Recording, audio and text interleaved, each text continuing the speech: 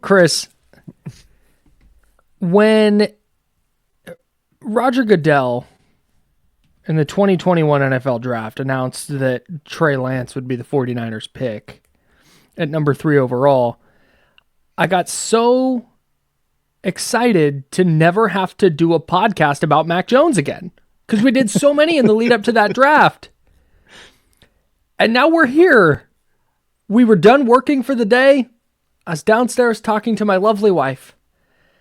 And then all of a sudden I get a text. Mac Jones season. Because Ian Rappaport reported that the 49ers are signing Mac Jones or agreed to a deal with Mac Jones 1 year, $11.5 million with $5 million guaranteed. And now Mac Jones, Chris, is back in our lives. Cool.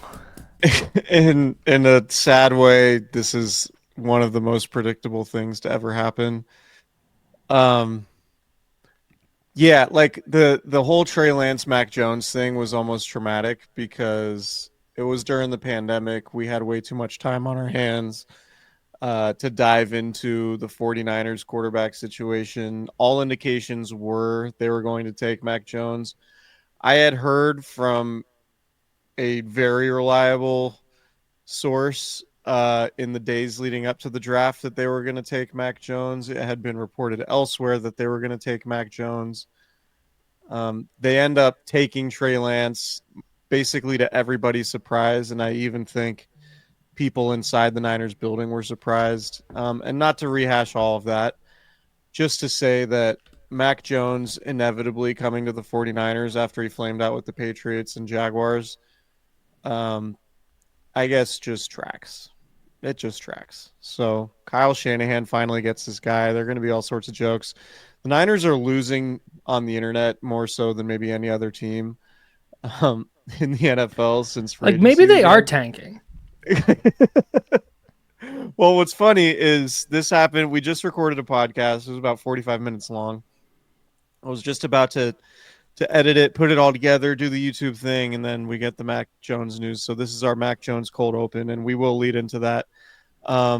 Spoiler alert, the theme of that podcast is where I think you and I are mostly optimistic, or at least not as pessimistic on the 49ers direction, given the slew of departures they've had in free agency and their lack of bringing in name free agents. But this Mac Jones thing, honestly, like from a football standpoint, I don't think it really matters. Like a backup quarterback Sure.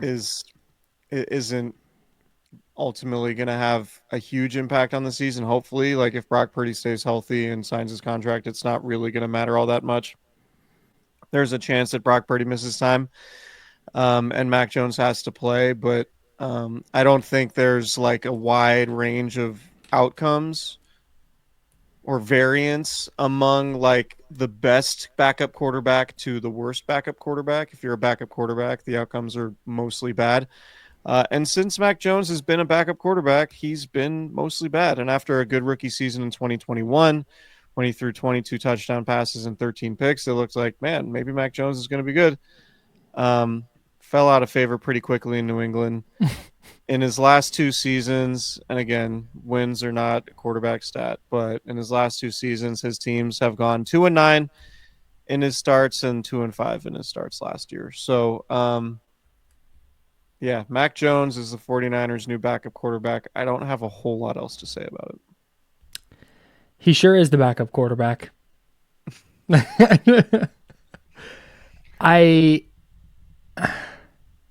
I'm mentally preparing. I don't here's what it's not. This is not a oh wow, the 49ers brought in like real competition for Brock Purdy. Maybe they aren't going to pay him. Like everybody watch out. They've got McCorkle now. I don't think it's that.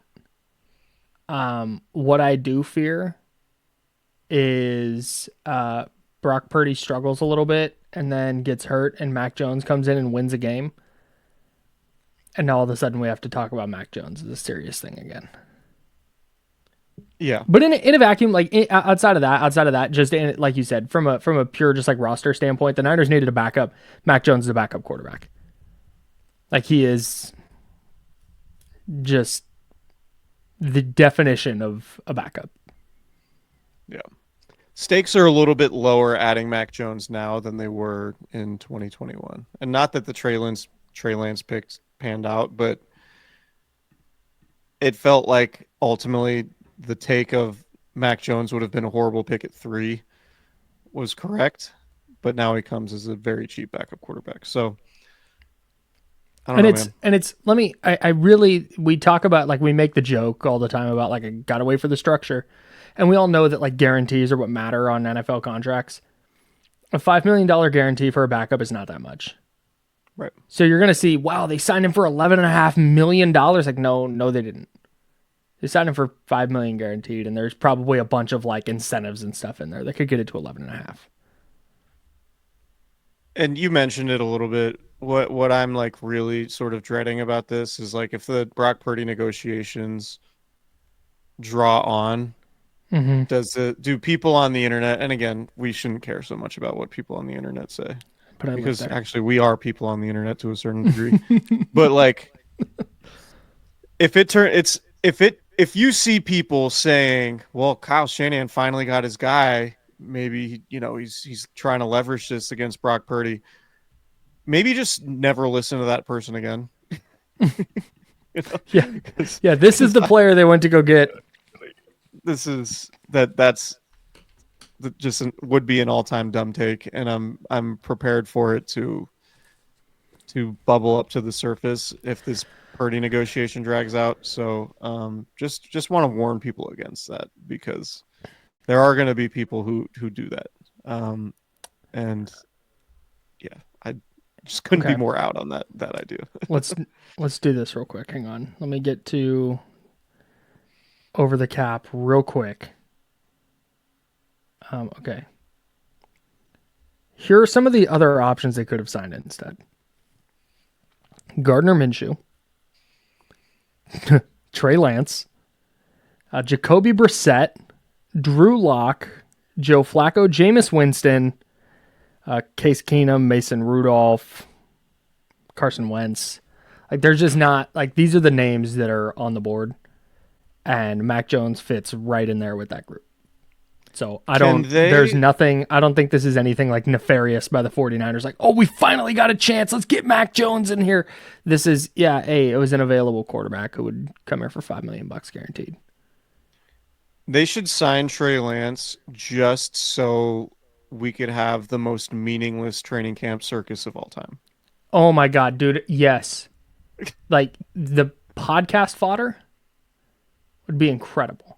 I I just will say on want Mac Jones, I will say on Mac Jones, just real quick, not to just so we can get back to shitting on him here in a second. I will say that they signed a backup that they think they can win a game with if they need to. I don't think they or at think Mac least who Jones gives can. them the best shot at winning a Yeah, game. sure. Yeah. That's it. That's a better way to put it. Like they have a chance to win the football game if he has to step in. Yeah. And I don't think that's a horrible assessment of Mac Jones. Obviously, you don't want to put the game on his right arm, but like I No. said, when you start going through the names, it's like, oh yeah, they're just all kind of the same guy. Just back to the idea of the Niners adding Trey Lance. Like a Trey Lance Mac Jones training camp competition would bring out the I don't it would bring out a lot of people who quote unquote cover the team, and I would actually be here for it. It would be a disaster that I would be here for. It would be like one of those car accidents that you drive by and like you see the people out like talking to the first responders and like, "Oh, they're fine, but like how mangled is that car?" Like that's how I would view this. You obviously don't want anybody hurt in such an instance, but like I would just want to see it would be peak 49ers content creator Twitter to have Mac Jones and Trey Lance battle it out in the most meaningless backup quarterback competition of all time. I'm here for Yeah, that. I kind of want it, Yeah. especially if it comes in the wake of Brock Purdy signing a deal where he's the bona Right. fide, like definite franchise quarterback. Brock Purdy signs for $70 million a year, and people covering training camp are just charting Trey Lance and Mac Jones like their lives depend on it. and just eager to like skew the narratives towards their guy being awesome and Yeah. like active on game days, Yeah. or at least not the emergency quarterback. God, that'd be so funny. Dime machine, Mac Jones. Yeah, Mac Jones was 6 for 8. I actually had him as 4 for 7. There was a Four. sack in there. Yeah. You Four can't for. just give him that completion in camp. What are you He threw. watching? He It's an threw an obvious interception, sack. but I would have had it down as a sack. Yeah. I mean, the play was blown dead. I don't even know how you can count that.